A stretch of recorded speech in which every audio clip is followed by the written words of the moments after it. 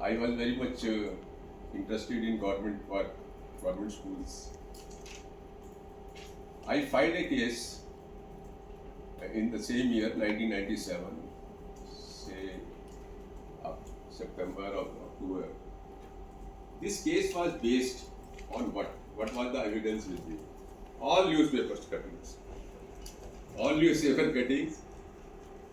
पानी नहीं है, बिजली नहीं है, डेंजरस क्लासरूम्स है, टीचर नहीं है, सब चेयर्स वेयर्स टूटी हुई है, all whatever, no boundary wall, animals are roaming in the school classrooms. So all the entire evidence was based on newspaper cuttings. When matter came up before the High Court, division bench said, we don't consider newspaper clippings as a evidence. Mr. Agarwal, you bring some photographs. And till then, I had not visited the government schools, so I was not sure. But I said, all right, give me 1 week time, I will go. The next day, I went to this Trans Jamna area, that is called Shadra area. And I saw what was never even imagined, one could imagine. No water, all bad, all bad. But the schools are running trends, tin sheds, वो भी tin shed भी broken. फिर one after one, I visited schools and I collected evidence about 15 or 17 schools, the municipal schools as well as the government schools. And when I placed all those photographs before the court, the acting chief justice was there. He said, "What a horrible thing." These were the words. And then next day, it was a headline in the newspaper. And then thereafter, the High Court monitored that case more than a decade, monitoring, calling even Chief Secretary, Education Secretary, Director of Education, pulling them out. What are you doing? Are you sending your children to the school? That is why you are not bothered about them.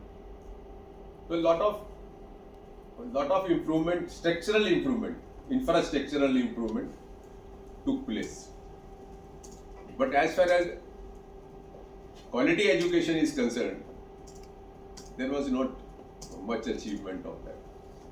Because court cannot pass an order that you will work in this way or that way, teacher will work in this way or that way. The teacher has to work and their administration should see whether she or he is working or not. But certain improvements, of course, took place. New buildings came up, and classrooms were built, water facilities were given, and I used to visit in a routine way, bringing bad pictures before the court, and next day the government will bring good pictures, replace that this has been done, this has been done. And in the meanwhile, what has happened? One very interesting case. A 7-year-old, because we had in that case we had a complaint that many schools don't have a water facility, drinking water facility, and it was all before 2009. I'm talking of 1997. This Right to Education Act has come in only in 2009. So I was using that same judgment, Uni Krishnan judgment. Then what has happened? In a particular school, in a Palam area, water was not there. A 7-year-old child, student of class 2 or 3, or 2, he came out, crossed the road, while crossing the road for water, a 4-wheeler hit him and he died on the spot. The next day, the news came in the newspaper. I read it in the morning. Then I asked 4 of my lawyer friends, let us go and see to the school. Then 5 of us went to the school and they were trying to remove the evidence. They were trying to show that water was available. But the moment we 5 reached, you can understand 5 lawyers means something. So then we filed a petition in the High Court. That was also the first of its kind, where we asked for action against the hiring officials and asked for compensation also. The High Court ordered inquiry as well as granted 2 lakh rupees to the parents as compensation. This was the first case in the country. And interestingly, this was against the municipal corporation because that school was run by municipal corporation of Delhi. The municipal corporation went to the Supreme Court against the appeal. They filed the appeal against that order. And it came before Justice Bharucha. He was then Chief Justice. And Bharucha said, तुम्हें शर्म नहीं आती? School में बच्चों को पानी नहीं दे सकते तुम? And yes, written in the order, it is eminently, High Court's order is eminently justified and dismissed there. But these are maybe little things, but this makes sense also. And thereafter, I can also share one case that is very important.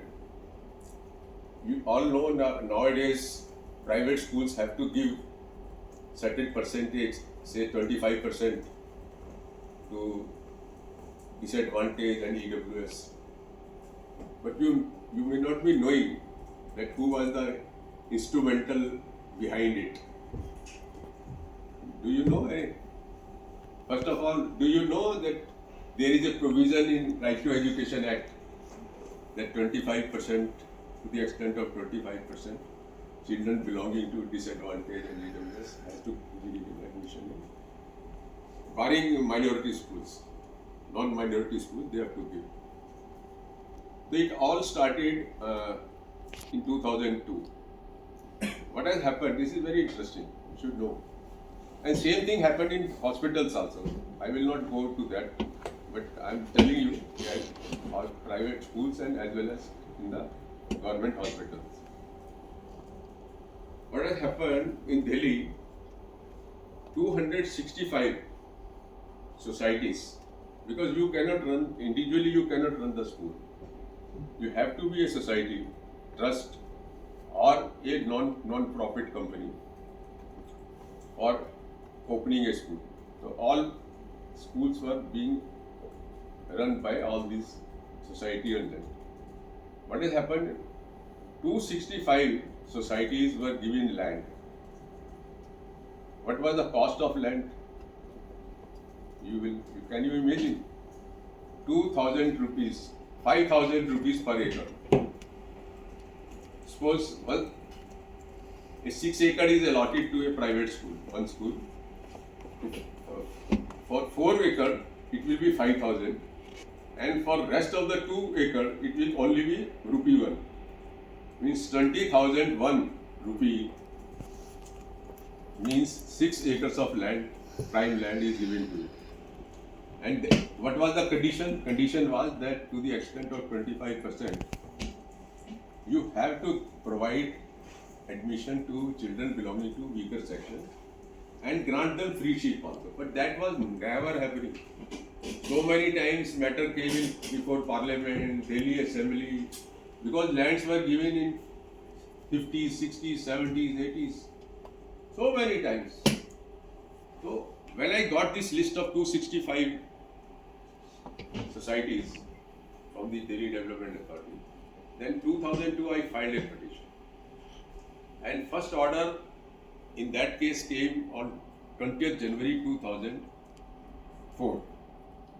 The High Court directed Delhi government to find out which schools are not following this condition and send their list to the landowning agency. Landowning agency means DDA, Delhi Development Authority, for action.